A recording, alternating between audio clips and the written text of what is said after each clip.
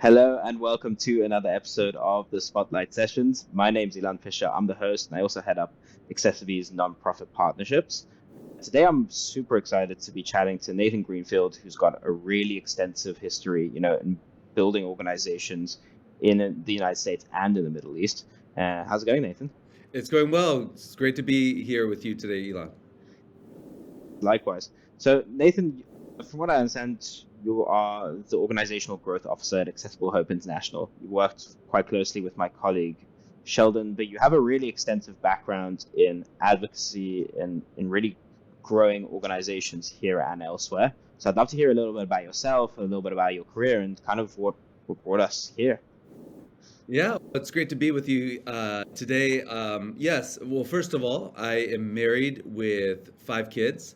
So my youngest one is 8 months old. So oldest is 13. So I have a full house. But yeah, kind of my journey with accessibility, it started when I was working in the Middle East. I lived and worked in Amman, Jordan, and my last 4 years there, I was a part of a group. I worked with a local church and a local pastor to help start an inclusive school. So it was a private school, but it was inclusive so that all kids could learn together. And so that is where I learned the incredible value of inclusion and accessibility. We had students at our school in wheelchairs. I remember one student in particular had cerebral palsy, and this student really changed the whole dynamic of the school because, Hmm. yeah, he was in a wheelchair, and in the Middle East,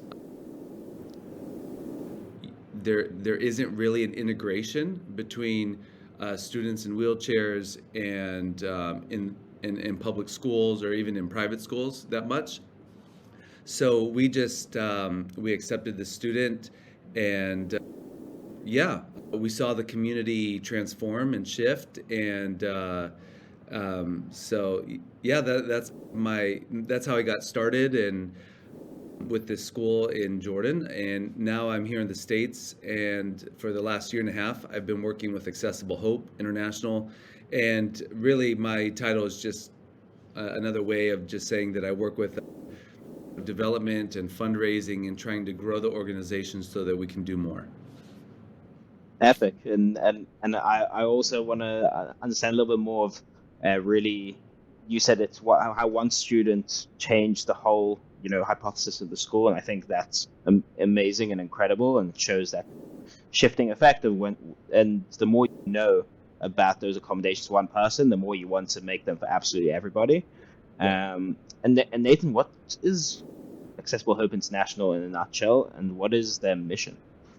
Yeah. So, Accessible Hope, what we do is we resource nonprofits around the world, churches, ministries that have a heart for people with disabilities.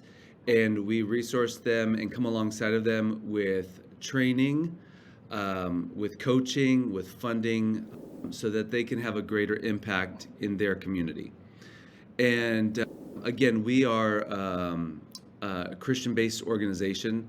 So for us, a part of the core foundation of our training is the gospel of Jesus. And if you think about it, in an overall God, the everyone is made in God's image. And Hmm. in many parts of the world, someone with disabilities are told lies about who they are. In different societies, they're either viewed as cursed, people with disabilities, or subhuman, or many other different lies. And so part of what we are trying to do is help equip churches and nonprofits and ministries to help, first of all, give them an awareness that many times people are hiding, they're in isolation. And once people's minds are aware that, oh my goodness, there are people all over these communities that we live in and serve in, and people with disabilities, but they're in isolation. And creating that awareness through different trainings helps them then to be able to reach out into the community, find people with disabilities, and invite them in and give them access. So for us, it's we have different areas of access that we're really passionate about. It's access to their communities. If it's a church, it's access to their community of faith, access to business skills, access to health training, access to emotional healing. So there's many different areas of access that we're focused on. That is part of the heartbeat of our organization. That's amazing. And really what the sentence that stuck out for me there was when you said that everybody's created in God's name, and you there may be this misconception that people are separate and not equal, but in the end we're all equal and we're all people. So that's really awesome. I really appreciated you saying that. And Nathan, within your year and a half, or maybe even broader, I'll ask us about your kind of general journey and your career. Yeah. What's an achievement that really sticks out to you that you're most proud of? Like the story you told in the school is incredible, so I'd love to hear another story like that. Yeah. One of the stories in the school that I was very that made us all proud is that there's physical accessibility and then there is social accessibility. So even if you create a physical accessibility, let's just say like a ramp for Mm-hmm. a school, that doesn't mean that student has access to that school socially. So one of the things I believe I feel most proud of is that we created, and I don't take the credit for this. I believe that again, if it's God's heart and His love for all people, He orchestrated it all, but that we were able to create an environment where, in some ways, the students with disabilities, physical disabilities, even we had students with autism or different things like that, they were the superstars of the school. And Mm-hmm. and I remember, I'll tell one story. I remember this one day, and this is how you can see the transformation happen. To go from, oh, people are in wheelchairs, they're different, they're other, they don't belong with us, to fully integrated and part and included. We still hadn't built a ramp into our playground. All the other ramps were built, but we had one last ramp. So we had like these dangerous 20 not 20, maybe 15 stairs to walk down to go to the playground. And we already had our student with a wheelchair. So while we were still raising money to build the last ramp, sometimes our student with cerebral palsy in a wheelchair, he would have to look out and see his friends playing. Other times, he would have an aide that would help carry him down. Somebody would carry the wheelchair. One day, I'm Mm-hmm. talking with a few of the staff. We're out on the playground, and I look up and I see hit like 15 students, maybe not 15, maybe 7 or 8, but it felt like a whole crowd around him. He had been down there playing, and the bell had rung, and they were all carrying him in his wheelchair up the stairs so he could get back into class. And to me, what that shows is that he was just it was just another day at school, and everyone was just friends, and this was not something weird, this was not something out of the ordinary. It was just another day, and oh, we have to help him get up the stairs. And it turns out that this student was the best. He was the top of his class in science. So the student broke down so many barriers and misconceptions, and he had great friends at school. And really, what it did though, and I'll end with this on this segment, it created a learning environment that was not just everyone's the same, but it created so many opportunities for everyone to be problem solvers. It increased their empathy because Mm. there's different students. there were so many areas of learning for the community that were enhanced because of having different people around. And that's not just for schools, but again, that's for the marketplace, the places of worship, for the whole society at large, to have students included, to have people with disabilities included in the conversation. It was just very rewarding to see that in Jordan.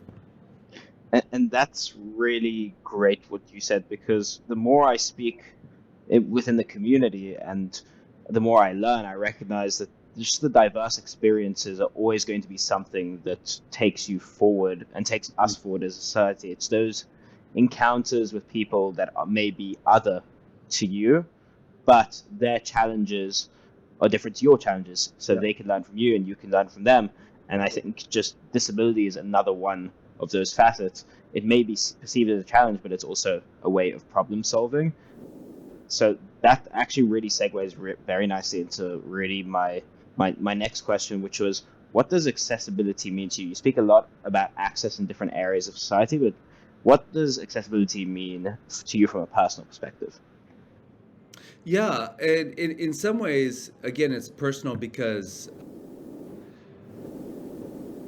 I have struggled with one of my children who who's different again and has challenges. And just to respect my son, I won't go into detail, but I have benefited personally from resources that he has received.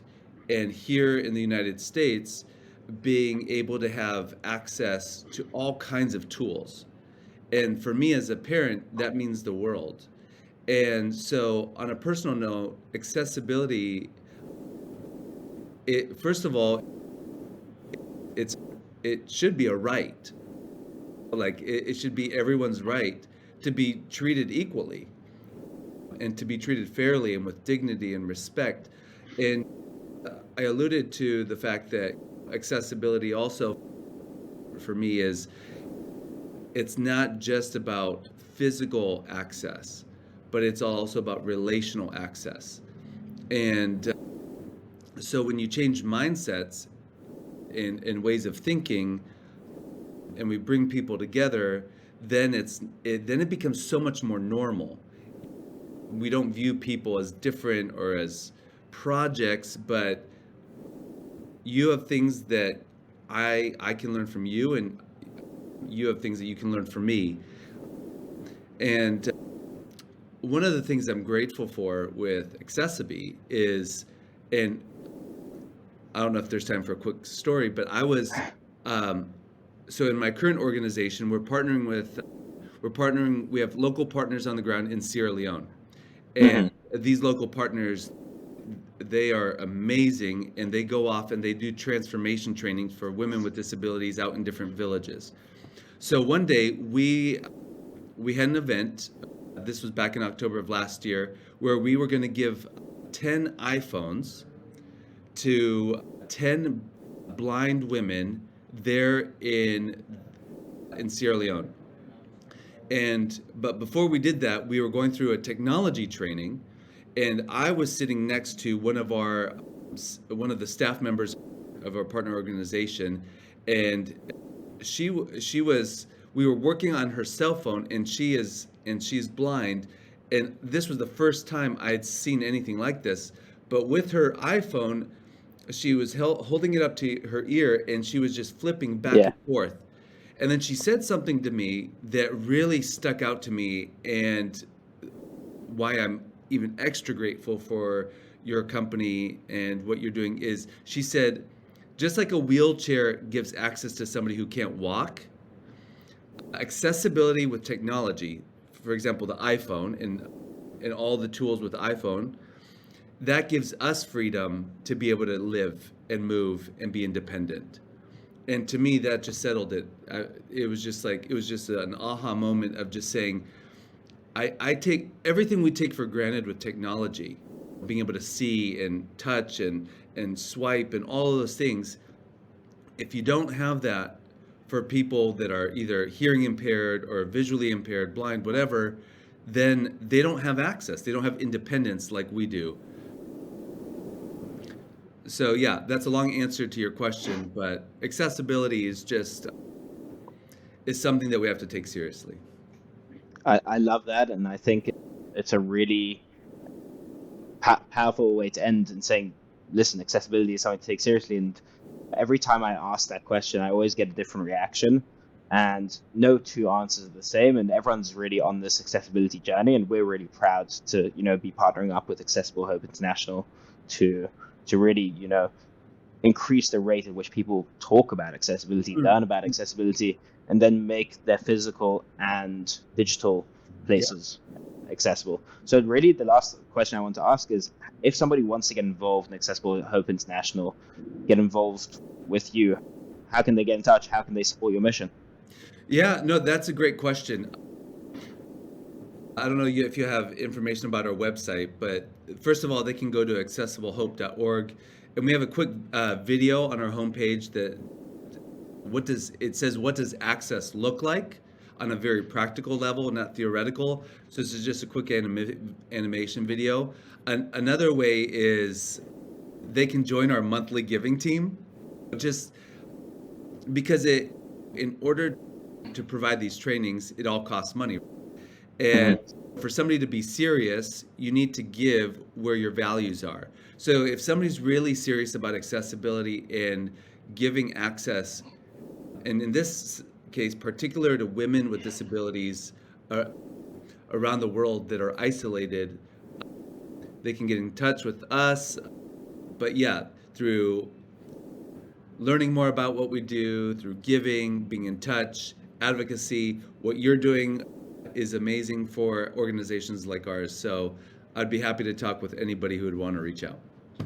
Awesome. Nathan, I really just wanted to take the time to thank you for really just giving those answers, telling me more about accessibility, and also your personal journey.